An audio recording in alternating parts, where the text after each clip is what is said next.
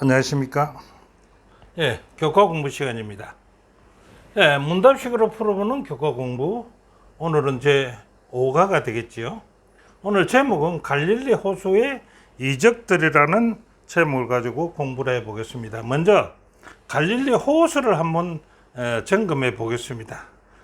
지금 오늘 교과의 공부는 가버나움에서 가이사에서 다시 가버나움에서 502여가 이루어졌던 타부가에서 다시 바세다로 가는 여정의 공부가 오늘 될 것이라고 생각이 됩니다.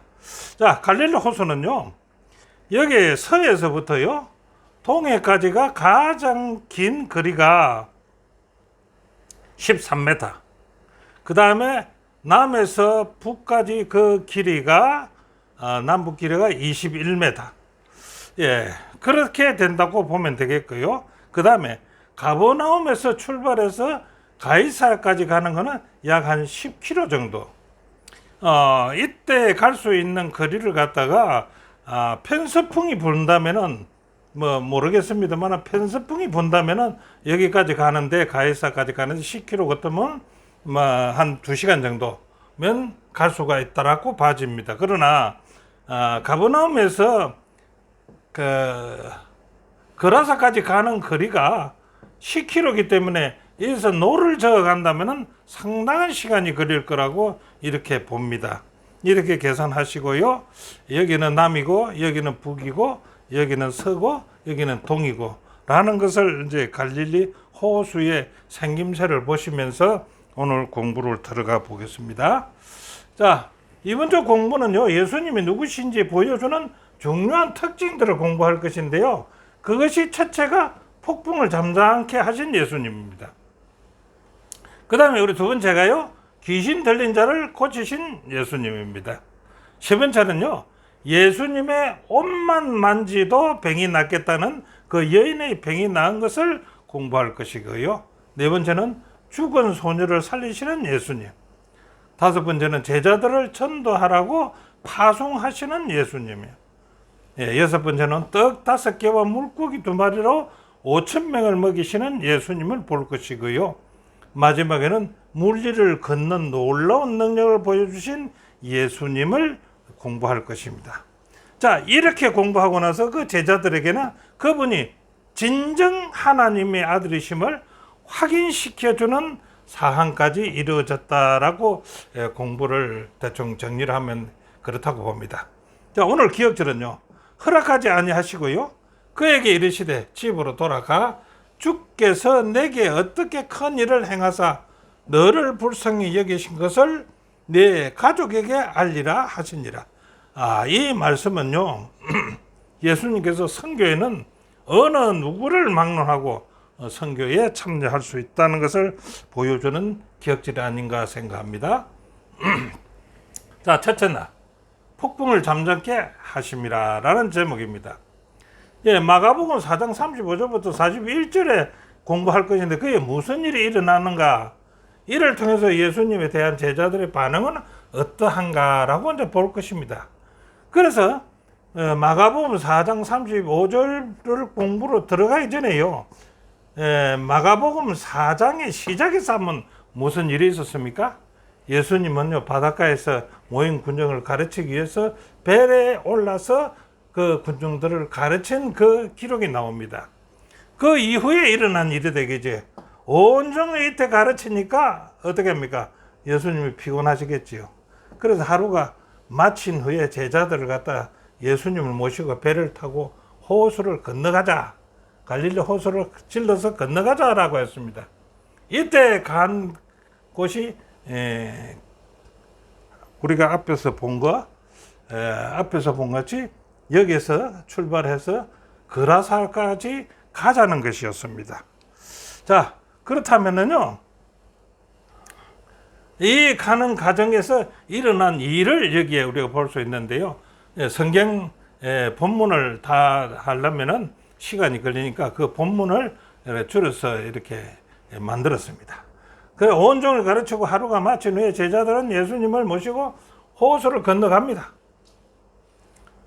그런데 예수님이 배에 오르자마자 하루 종일 가르치는 게 지쳤을 거 아닙니까? 그래서 고물에 가서, 이 고물이라면은 배 뒤편입니다. 배 뒤편에 가서서 베개를 베고 누웠는데 바로 잠이 들었더라 이거죠. 그래서 배는 거라사를 향해서 출발해서 가고 있는데 예수님은 잠이 들어버렸지요. 그런데 이제 그때에 큰 폭풍을 만납니다. 이 폭풍은요, 헬몬산에서 내려오는 찬 공기가 이 폭풍을 많이 만든다는 겁니다. 뭡니까? 이 바다에서. 그래서 폭풍을 만나서 심해서 말이죠. 가라앉을 위기에 처했을 때까지 제자들은 자기들 힘으로 이 배를 운영해 가려고 했습니다. 그러나 제자들의 힘은 허용이 되지 않았습니다. 그래서 제자들이 자기들이 할 수 있는 힘을 다했지만 안 되니까 어떻게 합니까? 자, 우리가 예수님을 깨우자라고 이제 언론이 된 겁니다. 그래서 예수님을 깨웁니다. 예수께서 이제 깨워서 일어나가지고 하는 말이 뭡니까? 바람과 파도를 잠잠하라 라고 얘기를 합니다. 이 자연 현상을 갖다가 예수님이 잠잠하라고 했습니다. 이렇게 명하니까 어떻습니까? 잠잠해지지요. 이 장면을 목격한 제자들은 어떻게 했을까요? 41조문에 두려워하여 서로 말하되 저가 니기에 바람과 바다라도 순종하는고 하였더라. 예수님 제자들이 예수님이 누구인가도 이제 깨우쳐야 될 겁니다. 자, 이 사항이 신약에서 있는 사항인데 구약에도 이와 비슷한 것이 있었다는 거죠. 그게 시편 104편 1절부터 9절에 있는 말씀이다 이겁니다.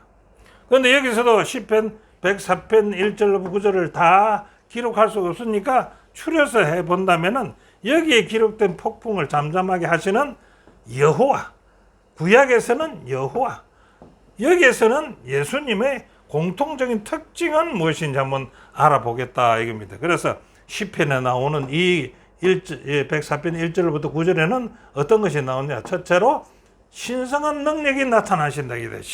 신의 능력이 나타난다 이 말입니다. 두 번째는요, 인간의 두려움이 나타납니다. 그 기록에 보면은. 세 번째는요, 두려워하지 말라는 명령이 주어집니다. 여호와께서. 네 번째는 하나님 또는 천사가 전하는 계시의 말씀을 전하게 됩니다. 다섯 번째는요, 계시에 대한 인간의 반응은 어떻게 하니까 여호와 나의 하나님이여 주는 심히 광대하시며 라고 탄식하는 소리가 기록되어 있습니다. 시편에요. 자, 그렇다면요, 마가복음하고 비교를 해보자고 했죠. 그런데 마가복음에 보면 뭡니까? 시편은 5가지 특징인데 얘는 마가복음에는 4가지 특징을 아마 나타낸다라고 보면 되겠습니다. 그래, 그 첫째가 폭풍을 잠잠하게 하신다 이렇게 했습니다. 그 다음에 그 잠잠하게 하신 것은 신성의 능력과 대비가 되는 거죠. 그래서 시편에도 신성의 능력이 나타나거든요. 여기서 신성의 능력이다. 두 번째는요, 제자들의 두려움은 시편의 인간적인 두려움하고 같지 않습니까? 그렇죠. 셋째는요, 어찌하여 이렇게 무서워하느냐라는 말입니다. 이거는 시편에 두려워하지 말라는 말하고 같다고 봅니다. 비교가 되지요. 네 번째는 그가 누구이기에라는 제자들의 반응은 주는 광대하시도다와 대비가 되는 말씀이라고 생각이 됩니다. 주는 심히 강대하시며라는 것을 여기서는 누구이기에라는 제자들의 반응은 같다는 겁니다. 자, 예수께서 폭풍을 잠잠하게 하신 모습을 본 제자들은 그분에 대한 반응은 어떻게 했을까요? 이제 이때의 본 반응을 이제 보입니다. 이것을 통해서요, 예수님에 대한 진리가 나타났다는 겁니다. 예수님의 진리가 이 사항에서 나타났다는 겁니다. 그래서 그 제자들이 하는 말이 그가 누구이기에 바람과 바다도 순종하는가라는 토로를 할 수밖에 없었다는 겁니다. 제자들의 질문은요, 독자로 하여금 이 얘기에 빠져 있는 계시의 말씀, 즉 그분이 하나님의 아들이요 주님이시라는 답을 우리 스스로 이 사항을 보고 깨달도록 이끄신다라고 저자는 97페이지에 기록하고 있습니다. 자, 교훈을 보면은 저자는 이렇게 합니다. 폭풍을 잠잠하게 하시는 예수님의 모습은요, 하나님의 henhen과 유사하지만, henhen이라는 건 나타날 현자거든요. 나타나 보인다는 뜻입니다. henhen과 유사하지만은, 그러니까 뭐가요? 예수님의 모습은 하나님의 모습, 여호와의 모습을 나타내 보인다 이지. 그하고 유사하다. 마가복음은요, 제자들의 질문을 통해서요, 독자가 하나님의 계시를 스스로 찾게 하는 것으로 마가복음에는 기록되었다라고 얘기합니다. 자, 둘째 날은요, 거친 울부짐에 숨겨진 강구를 들으시는가? 예수님이요, 거친 울부짖음이 뭔지는 모르지만 거기에서 그 뒤에 숨어있는 어떤 강구를 들었다라는 것입니다. 이게 무슨 말인지 한번 볼까요? 자, 폭풍을 잠잠하게 한 그날 밤에 지나서 아침에 도착한 곳이 어디냐? 그라사입니다. 그 그라서 어떤 일이 일어났는가? 마가복음 5장 1절부터 20절에 있는 말씀인데, 우리가 본문을 다 기록하지는 못하니까 간추려서 한번 보겠습니다. 이 통제불능인 군대 귀신이 나옵니다. 이 통제불능이라는 말은요, 이 군대 귀신 들린 광인을 갖다가 이 얘기하는 건데, 이 광인을 갖다가 어떠한 것으로도 제지를 못했다는 것입니다. 쇠사슬은 구는 쇠사슬도 꺾고 나간다는 겁니다. 예, 그런 광인이 이제 이 통제불능의 군대 귀신이 들어간 광인입니다. 그래서 그 광인이 어떻게 하냐? 스스로 돌로 자해를 하면서 무덤에서 살았다는 겁니다. 자, 그 상태가 어떤가 한번 볼까요? 광인이 예수님을 보고 자신을 도와줄 수 있는 분이라는 것을 알고 달려갔다 했어요. 자, 옆에 있는 사람들은 이거 보겠습니까? 광인이 예수님을, 통제불능인 그가 예수님을 보고 달려왔을 때 그 주변에 있는 사람들, 제자들은 어땠을까요? 혼비백산을 할 수밖에 없겠지요. 이 광인이 스스로 자기 돌로 자해하고 하는 사람인데 예수님을 보더니만은 예수님 앞으로 그냥 달려듭니다. 그냥 달려드니까 예수님들 어떻게 할 수가 있겠습니까? 그런데 예수님은 가만히 있는데 제자들은 어땠을까요? 도망갔을까요? 암만 해도 우리가 생각하기는, 인간적인 생각에는 도망갔을 것 같습니다. 자, 그런데 예수께 가까이 온 그 광인이, 군대 귀신이 든 그 광인이 예수님 앞에 오면 떡 엎드려서 절을 한다는 겁니다. 우리 성경에는 엎드려서 절하다 이렇게 하는데, 그게 헬라 동사인데 그거는 동사로서 프로스키네오라고 하는데, 프로스키네오라고 하는 말은 경배한다, 경배 드린다 하는 그런 뜻이라는 것입니다. 그러니까요, 그 광인이 예수님께 달려오더면, 그 겁나게 달려오더면은 예수님 앞에서 예수님을 경배하더라 이겁니다. 어찌된 상황일까요? 제자들은 다 도망갔을 건데. 자, 경배하는데 그때에 그가 입을 열어서 말을 합니다. 자, 그의 속에 있던 귀신, 그러니까 광인에 들어갔던 그 귀신들이 예수를 향해서 소리를 지릅니다. 뭐라고 소리를 지르냐? 마태복음 5장 7절에 큰 소리로 부르짖어 가로되 지극히 높으신 하나님의 아들 예수여, 나와 당신과 무슨 상관이 있나이까? 원컨대 하나님 앞에 맹세하고 나를 괴롭게 하지 마십시오 라고 아주 큰 소리로 구함을 칩니다.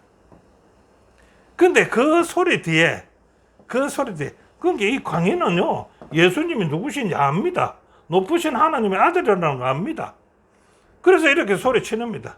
그런데 그 귀신이 부르짖는 소리가요, 그 소리만 들리는 아니고 예수님께서는요, 그 넘에 속삭이는 광인, 그 미친 광인의 강구를 예수님은 들을 수 있었다는 겁니다. 이것이 거친 울음에 숨겨진 강구를 들으셨다는 거 아니겠습니까?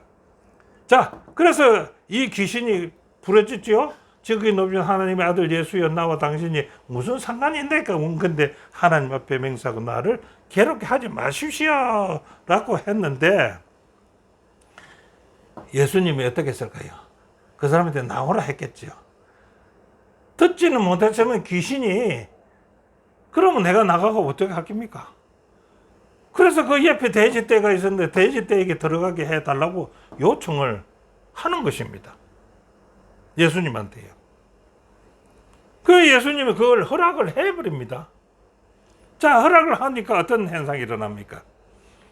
그게 돼지가 약 한 2,000마리 있었다는데 그 2,000마리 속에 들어가니까 귀신이 들어가니까 돼지떼가 전부 다 달려 내려가서 제방 아래로 달려가 물에 빠져 죽었다는 것입니다. 자,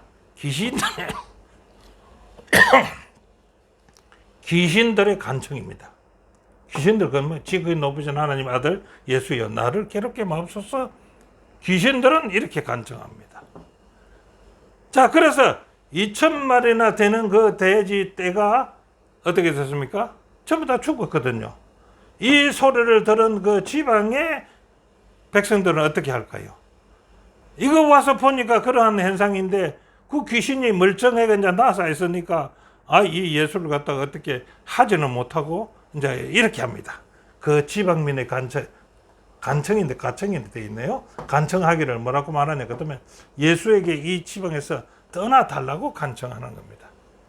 예수 당신 이제 이 지방에서 떠나시오. 그 돼지 2,000마리 물어달라는 말은 못하고요. 예수에게 이 지방에서 떠나라고 얘기합니다. 자, 요 사건의 이야기에서 주목할 세 가지 특징은 무엇인가라고 한번 봅니다. 이 특징이 있고 그 특징에서 우리가 교훈을 받아야 될 거 아닙니까? 첫째는요, 그라사 강인 사건은요, 구약율법에 준하면은 어떤 사건입니까? 부정한 사건입니다. 모두 부정한 사건입니다. 무덤에 있는 것도 그렇지요. 죽은 자가 되어 있는 것도 그렇지요. 부정한 것이죠. 자해로 피를 흘리는 것도 부정한 것이죠. 레위기에서 다 있죠. 구약이 다 있지 않습니까? 돼지도 부정한 거 아닙니까? 예, 이 부정과 뭡니까? 의와 싸움이 되는 거지요. 둘째는요, 그라사 강인 사건은요, 더러움과 부정이란 주제는 성과 악의 세력적 싸움이 되었다는 것입니다. 자, 셋째는요, 성교에는요, 제한이 없다는 겁니다. 성교에는 누구도 제한이 없다는 거예요. 어떤 사람이라고 거기서 제외되는 것은 아니다 이거죠. 이게 마가복음 5장 19절에 저에게 이르시되 집으로 돌아가 주께서 내게 어떻게 큰 일을 행하사 너를 불쌍히 여기신 것을 내 친속에게 고하라 하신대. 가서 전도해라, 선교해라 이겁니다. 이 그라사는 어디입니까? 이방인입니다. 이방인의 전도자가 됩니다. 그래, 귀신 들렸던 자는 이방인을 위한 첫 전도자로 예수님은 사용하신 거 아닌가라고 하는 것이 제 생각입니다. 자, 교훈에는요, 예수님은 귀신들의 거친 소리에 숨겨진 그의 간청을 들을 수 있었다. 귀신 뒤에 숨어 있는 그 광인의 실제적인 숨겨져 있는 그 진심을 들을 수 있었다. 아무도 도울 수 없었던 그를 예수님이 도우셨고 하나님의 정인으로서 변화를 시켰다는 것입니다. 자, 셋째 날요. 예수님과 함께 탄 롤러코스터. 네, 롤러코스터는 여러분 잘 아시죠? 변화가 모성하고 올라갔다 내려갔다가 뭐 옆으로 갔다 빨리 갔다가 천천히 갔다 롤러코스터입니다. 자, 롤러코스터를 탄 두 이야기는 무슨 얘기인가라고 이제 묻습니다. 자, 그 롤러코스터를 탄 두 이야기. 첫째는 해당장 야이로의 얘기입니다. 두 번째는요, 12년 동안 끔찍한 병을 앓았던 한 여인의 이야기입니다. 이 두 이야기가 롤러코스터를 탄 두 가지의 이야기입니다. 자, 그러면 해당장 야이로의 롤러코스터를 한번 들어볼까요? 이 해당장 야이로에게는 병든 딸이 있었습니다. 그 딸을 고치겠다는 간절한 마음으로서 해당장은 예수님을 갖다 그렇게 좋아하는 편은 아니지 않습니까? 네, 그런데 간절한 마음으로 예수님 앞에 무릎을 꿇었다는 것입니다. 무릎을 꿇고 사정을 합니다. 예수님이여 도와주실 수 있음을 믿고 와서니 내 딸을 고쳐주십시오라고 간청한다는 겁니다. 자, 그래서 예수님이 뭐라고 합니까? 예수님께 해당되는 야이로가 함께 탄 롤러코스터는요, 첫째 이가 희망을 가지고 찾아온 예수님이 즉시 허락을 하셨거든요. 가자 그러면 너 집에 가자, 딸을 살리기 위해서, 고치기 위해서 가자 하고 했으니까 이 해당장 야이로가 마음이 얼마나 기뻤겠습니까? 예수님 오면 나설 줄 알거든요. 그렇게 기뻤습니다. 그런데 그 기쁨이 잠시였습니다. 왜요? 희망의 발걸음을 멈추어 졌고 이때 딸이 죽었다는 소문이 들립니다. 자, 가겠다고 허락해서 기쁨이 넘쳤는데 그 희망은 잠시였고 예수님의 발걸음은 멈추어졌고 그때 들리는 소리는 딸이 죽었다는 부고를 받게 됩니다. 이게 얼마나 한탄스럽겠습니까? 그러나 다시 예수님은요, 죽었음을 알고도 집에 가자라고 얘기합니다. 그래서 야이로의 딸을 집에 가서 살려줍니다. 해당장 야이로의 감정은 얼마나 격렬하게 오르락내리락 했겠느냐 이겁니다. 그게 롤러코스터라는 얘기입니다. 자, 그러면은요, 12년 동안 끔찍한 병을 앓았던 여인의 얘기는 어떻습니까? 자, 여기서 한번 봅니다. 예수께서 야이로 집으로 가는 길을 멈추게 했지 않습니까? 예. 그 길, 희망의 발걸음을 멈추어졌다. 그 멈추게 한 여인과 롤러코스터를 탄 예수님을 한번 이제 보자 이겁니다. 그러니까 야이로 집에 가던 그 희망의 발걸음을 멈추게 한 것은 이 여인이더라 이거죠. 예. 그래서 12년 동안 끔찍한 병을 앓고 있는 이 여인은요, 예수님께 도움을 청하러 나옵니다. 그런데 사람들이 너무나 많아서 예수님 앞으로 갈 수가 없었습니다. 자, 여기서 우리가 조금 삐뚤어서 본다면은 예수님이 그 여인을 벌써 알았을까요? 알았을 겁니다. 그래서 그 여인이 접촉할 수 있는 그 사항을 만들어 줬을 겁니다. 예, 그럽니다. 그러나 많은 군중 때문에 예수께 가까이 갈 수도 없고 도움을 청할 수 없어서 실망하게 됩니다. 아이고, 내가 어떻게 해야 우리 예수님을 만나보고 예수님께 내 병을 고쳐달라고 할까 하는 그 희망을 가지고 왔는데 이제는 실망을 하게 됐습니다.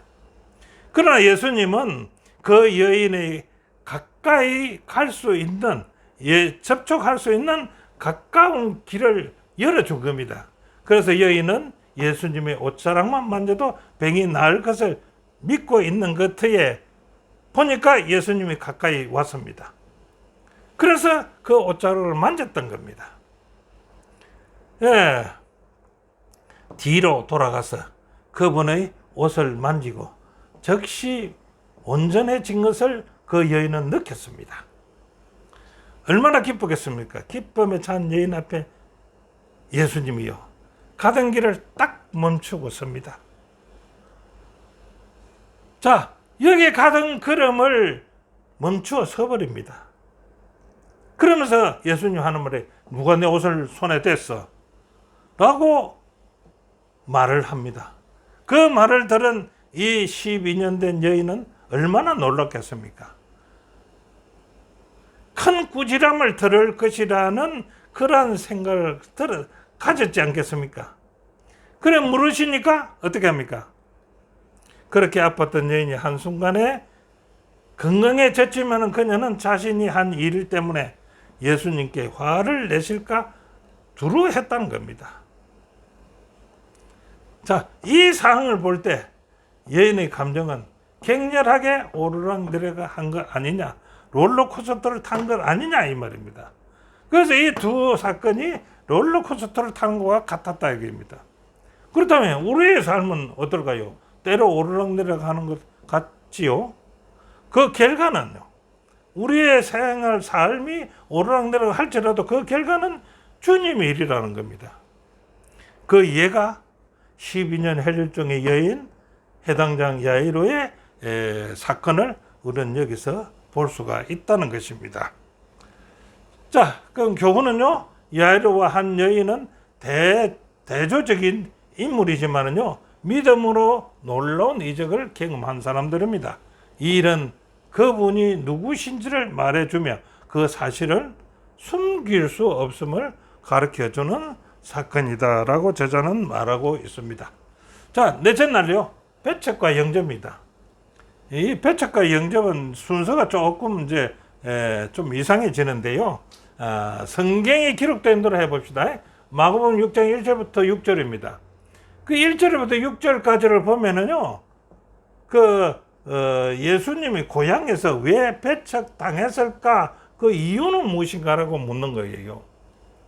마가복음을 시작하면서 1장부터 6장까지 그 이야기입니다. 그래서 이거부터 먼저 살펴보고 가겠습니다.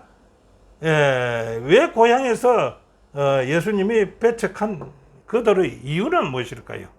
이 몇 가지로 살펴본다면요, 그들은 예수님이요, 교사이자 치유자로 성공하신 것에 대해 질투심이 일어났다. 우리의 말로 사촌이 땅을 사면은 배가 아프다는 얘기했지요. 그가 누군지를 잘 알고 있지 않습니까? 예수님이 누군지를요. 그런데 어느 날 보니까 교사랍고, 그리고 병자를 고친다고, 그리고 그 성공한 사람이네. 그것을 갖다 저그들은 좋게 생각하지 않았다는 겁니다. 그 고향 사람들은. 두 번째는요, 그들의 자존심은요, 노동자였던 그가 선생이라니 받아들이지 못했다는 겁니다. 자존심 때문에. 왜 그렇습니까? 예수님이 노동자 아니었습니까? 목수의 아들 아닙니까? 저 행제관들도 다 여기 있지 않습니까? 그런데 그가 엊그제까지 여기 있었는데 선생이라니 받아들이기가 상당히 힘들었다는 것입니다. 세 번째는요, 또 대부분의 기적을 행했다 하는데 그 기적을 보니까 또 우리 동네 와서 행한 건 아니고 전부 다 가버나움에서 행하신 것이네요. 그에 대한 반감도 있었다는 것입니다. 그 다음 네 번째는요, 자기 가족들과도 원만하지 못한 섭섭한 관계가 있었지 않겠는가라는 겁니다. 네, 관계가 있지요. 행제관하고 엄마하고 찾아갔을 때 제자들이 행제관과 엄마가 찾아왔습니다라고 했을 때 예수님이 뭐라고 대답합니까? 내 행제관과 내 부모는 하나님의 뜻대로 하시는 자들이 내 부모요, 내 행제들이라고 말했지 않습니까? 이런 말을 했을 때 그 가족들이 섭섭한 관계를 가질 수 있겠지요. 자, 여기서 배척한 이유에 대해서는 이 정도는 우리 마가복음 6장 1절부터 6절까지를 이제 정리를 하고요. 그 다음에 그 마가복음에서는요, 문장 형태가 어떠냐, 그러면 샌드위치 형태였습니다. 샌드위치 우리가 앞에서 많이 배웠지요. 근데 오늘은 이제 세 번째 샌드위치입니다. 이 구조가, 여기 있는 구조가 샌드위치 구조로 되어 있다 이겁니다. 그래서 샌드위치 다시 한번 살펴보면 겉장이 있고, 겉장이 두 개지요. 밑에 겉장, 위에 겉장. 그 다음에 그 안에 속장이 있죠. 자, 겉장은 예수께서 제자들을 둘씩 나눠서 선교 보내는 일을 합니다. 마가복음 6장 7절부터 13절, 그러니까 이 사건 다음에요. 예. 그 둘씩 짝을 지어서 보냅니다. 근데 그들이 이제 선교를 갔으니까 마치고 돌아올 때가 있겠지요. 그래서 제자들이 돌아와서 보고하는 일이 있습니다. 그래서 보고하는 일이 밑장이고, 윗장은 뭐냐, 그러면 예수님께 둘씩 짝을 지어서 선교를 보내는 사건이고요. 그 이 두 개 사이에 뭐가 붙었느냐, 그러면 마가복음 6장 14절부터 29절에 있는 것인데 그 사이에 속장은 침례 요한의 잠수 사건이 들어가 있는 겁니다. 예, 이것을 말해서 샌드위치 구조의 문장이다라고 얘기하는 겁니다. 자, 여기 한번 볼까요? 12사도의 사명입니다. 침례 요한의 사건도 있습니다. 어떻게 대조되는가 한번 볼까요? 대조되는 것을 얘기하는데 성경을 다 기록할 수는 없으니까요. 침례 요한은요, 홀로 광야에서 회개하라고 외친 소리지요. 그런데 예수님의 12 제자들은요, 짝을 지어가면서 회개하라는 선포는요, 온 고을에 울려 퍼지게 했다 아닙니까? 예, 들썩들썩 짝지어서 가서 복음을 전했습니다. 그 다음에요, 두 번째는요, 침례 요한은 헤롯과 그의 가족들과의 관계가요, 유대감이 아닌 적대감이 있었습니다. 예, 적대감으로 있었기 때문에 문제가 생긴 거죠. 그런데 예수님께서 제자들에게요, 어떻게 합니까? 보내면서 기별이 필요한 자들과 유대 관계를 위해서 그들에게 아무것도 가지고 가지 마라. 옷도 한 벌만 가지고 가고, 다른 게 필요한 거는 모두 가져가지 말고, 그 기별이 필요한 자들에게 유대 관계로서 필요한 것을 모두 의존해라. 라고 했습니다. 그러니까요, 침례 요한은 적대 관계를 가졌고, 자기 주변과 예수님의 제자들은 유대 관계를 가지게끔 했다는 것입니다. 이게 다르다는 겁니다. 그 다음에 세 번째는요, 헤롯의 영문과 헤로디아의 엄마로서 요한이 맑고 우렁찬 목소리는 잠수로서 끝이 나버렸습니다. 이건 끝났습니다. 그러나 예수님의 제자들은요, 회개하는 선교의 성공을 예수님께 보고하러 왔습니다. 그래서 우리는요, 보고하는 것 같고, 이는 샌드위치 사건에서 이 사건으로 연계된다 이겁니다. 자, 그 다음에 요한의 죽음은요, 예수님과 그의 제자들에게 어떤 예표가 되는가 봅시다. 요한이 참수당한 것이 그의 예수님의 제자들하고 어떤 예표가 되는지 한번 볼까요? 자, 요한이 죽임 당하고 장사된 후 죽은 자 가운데서 살아났다고 보고가 된다. 이 누굽니까? 헤롯 왕이 보고하기를 요한이 죽어서 살아났지 않느냐, 제자들이 하는 것을 보고 이렇게 얘기했지 않습니까? 자, 예수님께서 십자가의 죽음과 3일 만에 부활을 일과 유사하다고 본다는 겁니다. 여기서 이 평행구조의 이 얘기는요, 예수님과 그 제자들에게 다가올 위기를 가리키는 하나의 예가 되기도 한다는 겁니다. 자, 교훈은 침례 요한이 처형되어 그의 목소리가 사라질 때 제자들이 큰 소리로 온 세상에 복음을 전하는 것은 뚜렷한 대조를 보이면서 그분의 부활과 평행을 이루는 것이다 라고 보면 되겠습니다. 자, 다섯째 날, 대중의 기대와 다른 메시아입니다. 대중의 기대와 다른 메시지. 자, 이는 둘석 짤지에서 전도 여행을 마치고 돌아온 제자들에게 예수님은 어떤 말을 합니까? 그들에게 하나의 위로의 말을 합니다. 자, 여기는요, 사람들이 많아서요, 우리들이 음식 먹는 계를도 없으니 너희들은 따로 한적한 곳에 와서 잠깐 쉬어라 하시니, 이에 배를 타고 따로 한적한 곳에 가기 시작했습니다. 그런데 가는데 그 가는 것을 보고, 그 군중들이 가는 것을 보고 많은 사람이 예수의 제자들인 줄, 예수인 줄을 알고 모든 고을로 붙어서 도보로 걸어서 그곳에 달려와서 저희들보다 먼저 갔더라 이제. 자, 이거는 뭡니까? 앞에서 우리가 봤을 때에 이런 사건이 있었죠. 한번 돌아가서 보겠습니다. 자, 가이사에 갔다가 다시 가버나움으로 와서 가버나움에서 제자들이 있으면서 이제 제자들의 그 선교 보고를 받습니다. 선교 보고를 받고 나서 예수님께서 그 선교를 보고를 받은 후에 그들이 여기는 사람이 많아서 밥물 계를도 없으니까 너희들 조금 시골로 한가한 곳으로 가라고 했습니다. 그 한가한 곳으로 간다는 게 배를 타고 가는데 어디로 가냐? 타부가로 갑니다. 타부가로 가는데 여기는 뭐 한 10리도 못 되는가 봐요. 그래서 이 제자들하고 예수님은 배를 타고 이렇게 가는데, 요 가는 것을 가버나움에서 그 모였던 그 군중들이 이 상을 보았다 이겁니다. 그래서 그들은 걸어서 육지로 걸어서 타부가까지 온다는 겁니다. 그래서 타부가에 와가지고 이제 사건이 일어나는 그것이 오병이어 사건이 일어난다는 겁니다. 예, 다시 들어가서요.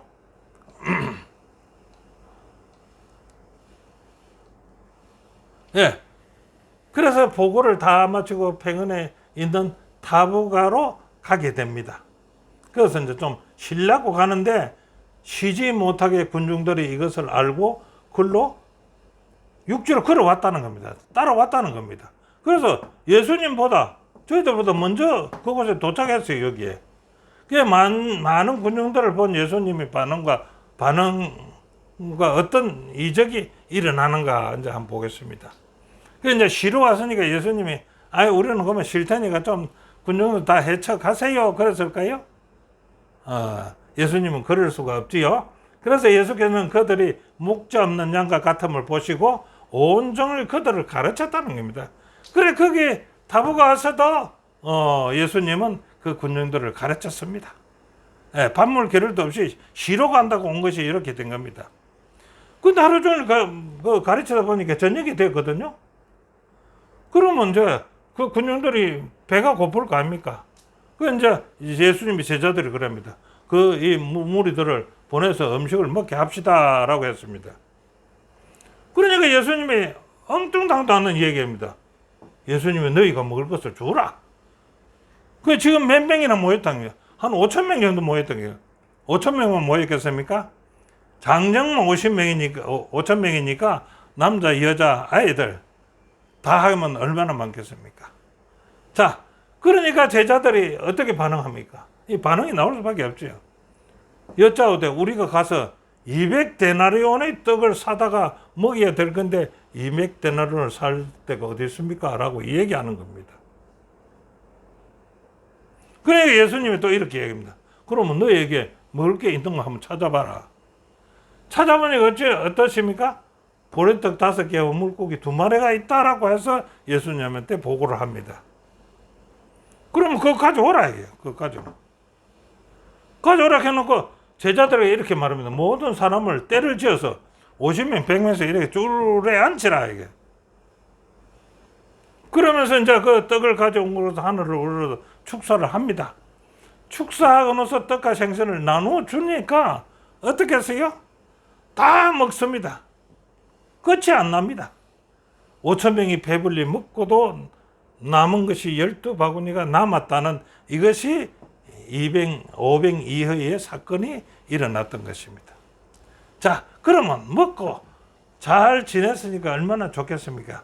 배불리 먹은 군중의 반응과 많은 군중들이 외딴 곳에 모인 사회적 반응은 어떨까요?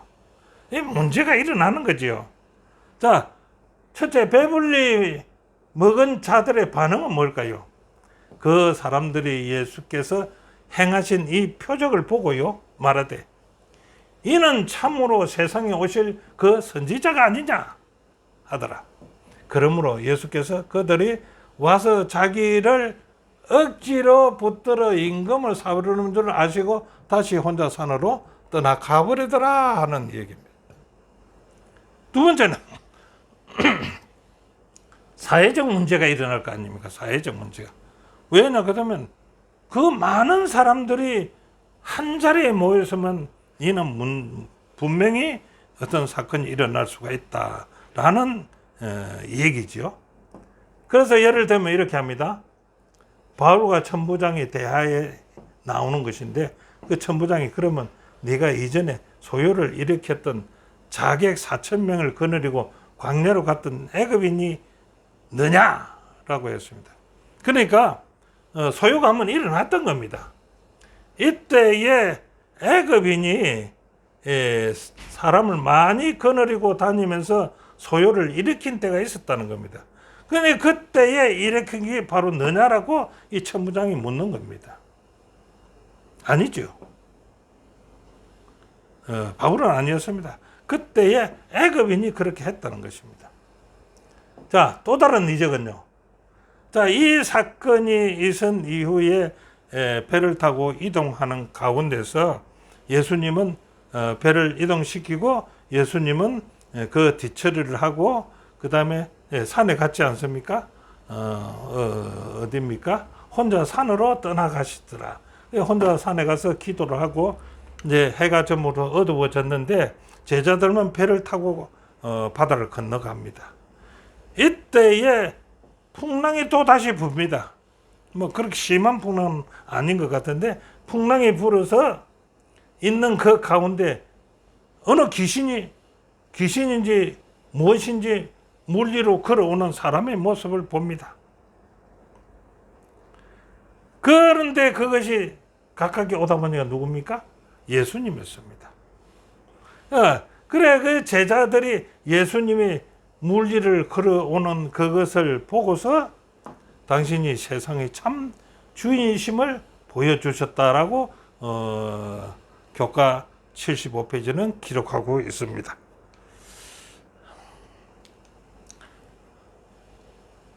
자, 물리를 걸으신 예수님이 오신 목적은 무엇입니까? 이스라엘을 해방시키는 왕이라는 대중적인 메시아의 모습 대신에요, 예수님은 사람의 죄의 속박에서 해방하시려고 오신 목적 아닙니까? 예수님 물리로 걸으심으로써 제자들에게 당신이 이 세상의 참 주인이심을 보여주는 것이지 세상을 뒤집어서 로마로부터서 해방되게 해서 오신 것이 아니다. 그러나 그분은 불파로 오신 것이 아니라 자기 목숨을 많은 사람의 대성으로 주시려고 오신 것이라는 것이 마가복음 10장 45절에 보면 이런 식으로 얘기하고 이것은 교과 75페이지에 기록되어 있습니다. 자, 교훈은요.